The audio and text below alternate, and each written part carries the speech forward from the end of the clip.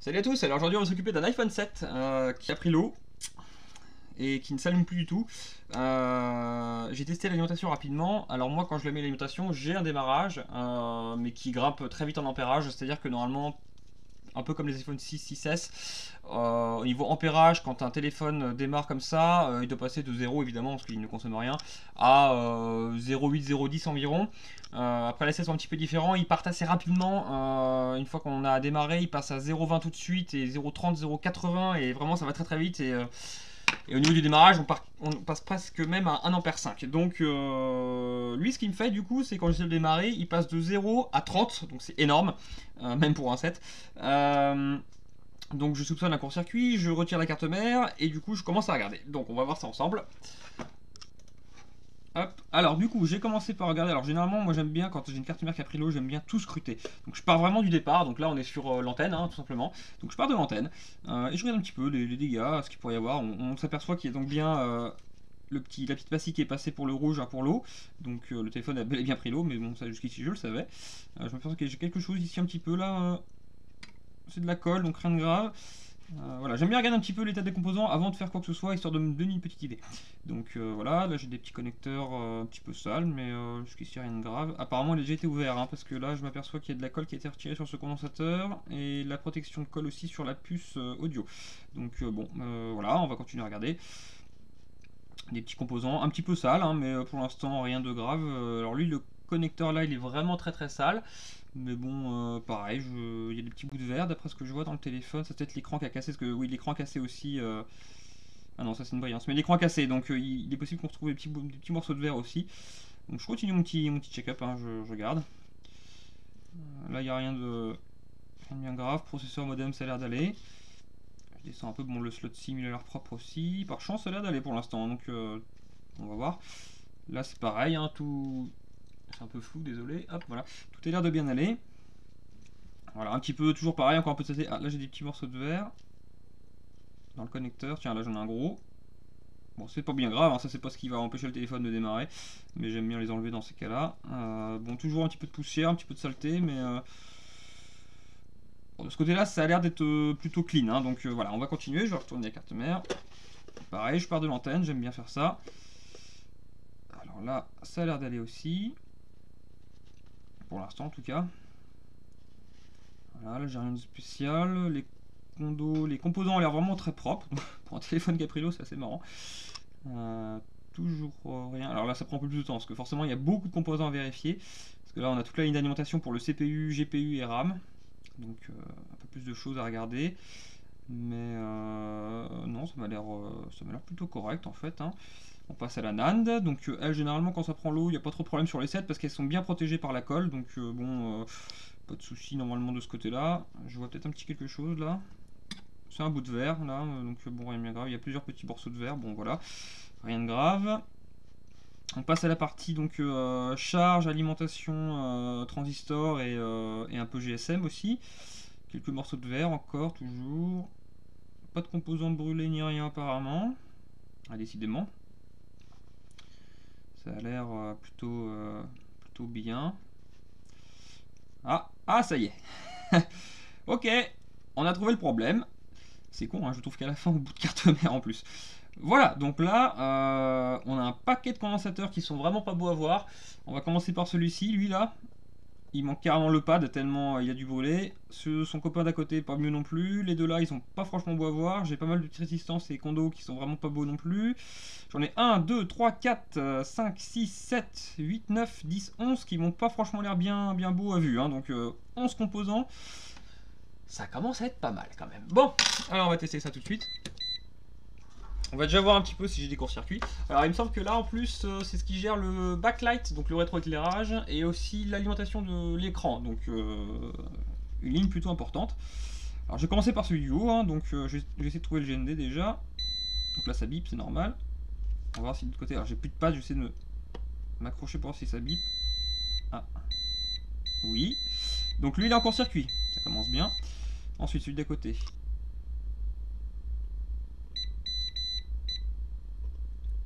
Alors celui d'à côté ça a l'air d'aller. Le troisième aussi. Ah, quoique. Non, troisième ça va. Quatrième. Ça a l'air d'aller aussi.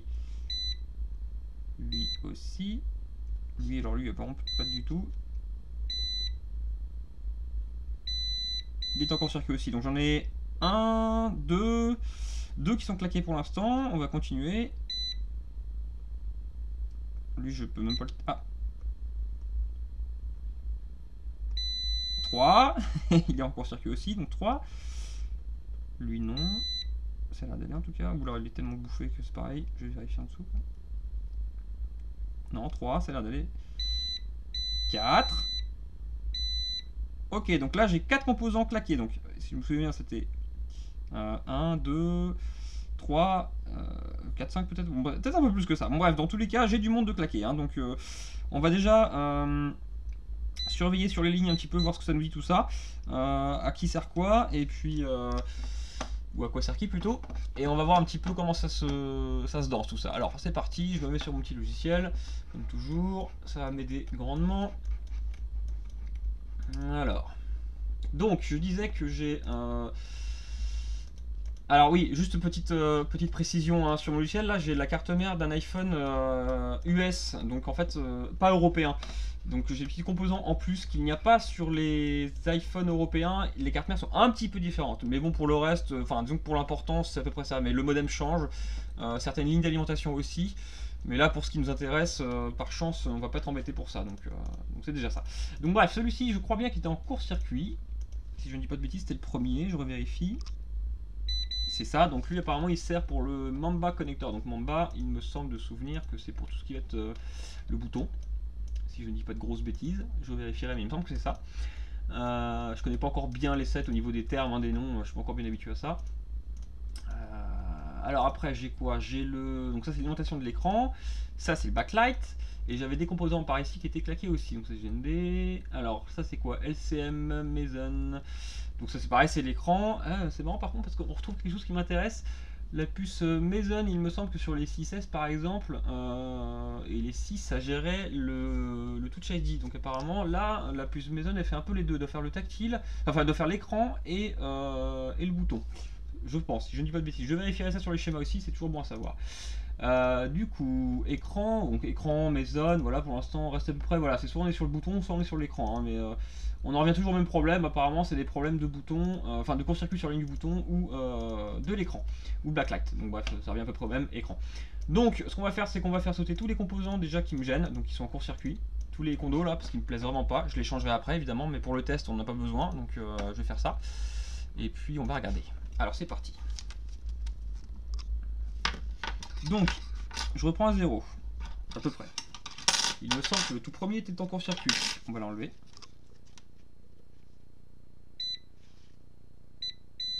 Oui, je confirme. Donc lui, on n'en parle plus. Mais j'ai toujours un court-circuit. Ah, non. Oui, non, si, toujours.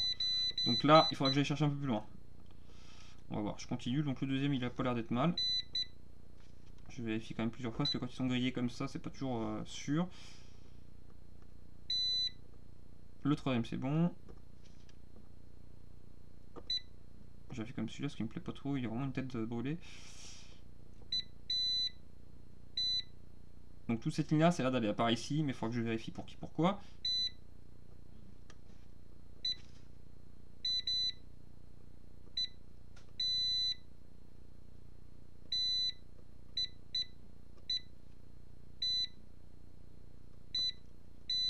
Ok, lui il est bel et bien court-circuité, j'avais un doute quand même, mais je confirme qu'il est court-circuité, donc on va l'enlever.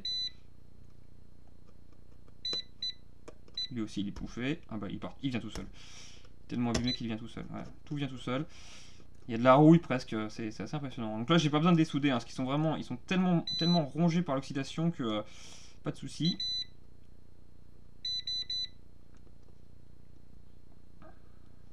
Ça va d'aller. Et lui il a sauté aussi. Décidément.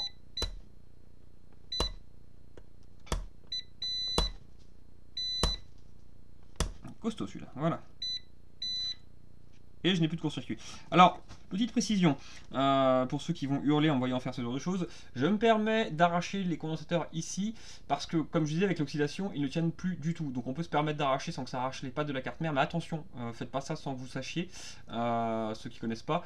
Faites vraiment doucement si vous n'êtes pas habitué. Il faut vraiment être sûr que les composants ont les pattes vraiment bien oxydées pour pouvoir se permettre de faire ça. Aussi, je me permets de le faire parce qu'à cet endroit-là précis de la carte mère, il n'y a pas de fragilité. C'est-à-dire qu'il n'y a pas de composants autour sur lesquels je pourrais ripper, je me raterais. Il n'y a pas de composants derrière fragiles. Bref, je peux me permettre d'appuyer fort pour faire pression. Il n'y a pas de souci. Je vous déconseille de le faire. Hein. Faites-le vraiment si vous êtes sûr de ce que vous faites. Mais voilà, ne faites pas ça n'importe comment. Hop, alors voilà, on peut nettoyer tout ça.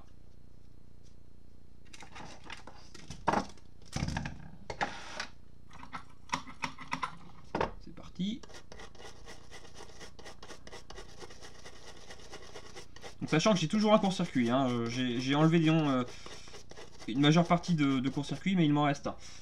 Donc on va voir tout ça, sur quelle ligne, si c'est une puce, si c'est un filtre, si c'est un condo, on va voir ce qui se passe. Voilà, celui-ci est toujours là, hein. Lui là j'ai vraiment un court-circuit important, donc on va voir. Je vérifie une dernière fois celui-ci, autant que possible, c'est bon. Lui c'est bon, lui c'est bon.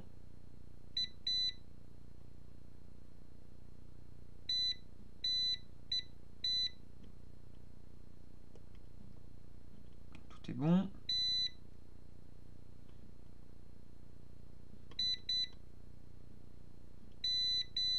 J'ai encore celui-ci.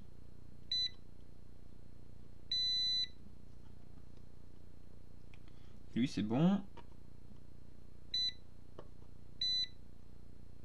Ok, tout est bon, il m'en reste un, ce serait celui-ci. Donc lui on va s'occuper de ça. Par contre lui, par exemple, je vais le dessouder. Parce qu'il y a un petit peu de colle. Donc on va pas se permettre de l'arracher n'importe comment. Sinon on risque de faire des dégâts.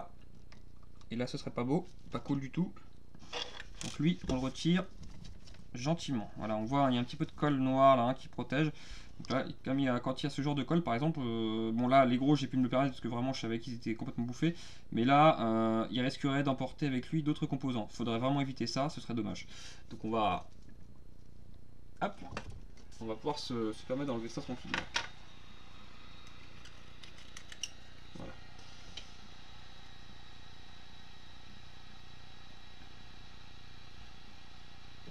Voilà.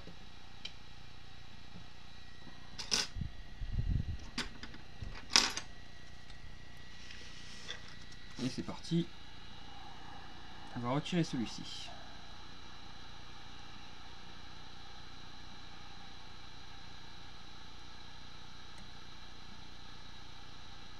Là je retire d'abord la colle gentiment. Et le condensateur devrait venir gentiment avec. Voilà, hop, une partie de faite, je fais l'autre partie. Ah, la carte mère a bougé, c'est pas très grave. Je vais la poser, ce sera plus simple. J'ai pas besoin de la tenir. Voilà. Voilà. C'est aussi bien comme ça. Parfait.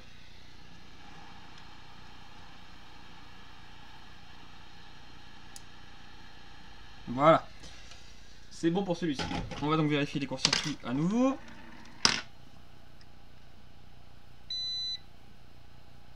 Là, je n'ai plus de court-circuit. Et là non plus. Donc on peut considérer que, j'en suis même sûr, le condensateur qui était là était sur la même ligne que celui-ci. Du coup lui n'était peut-être pas brûlé, mais celui-ci oui. Donc comme il était sur la même ligne, forcément les deux rentrent en court-circuit, c'est logique.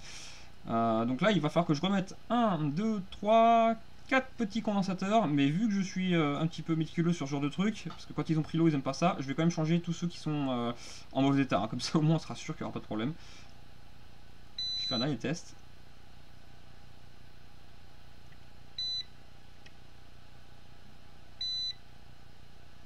Ça a l'air d'aller.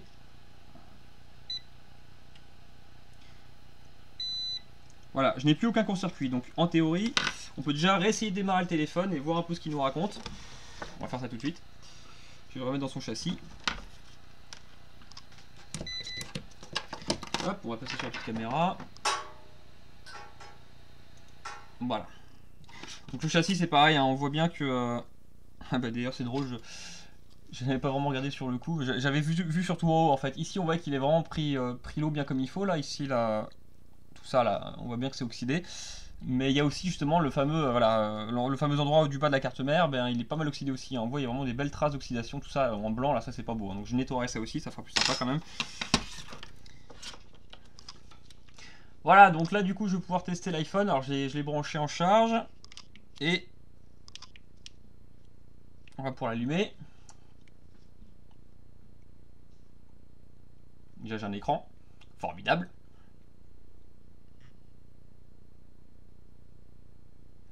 Voilà, donc il vient de démarrer. Donc par chance tout va bien.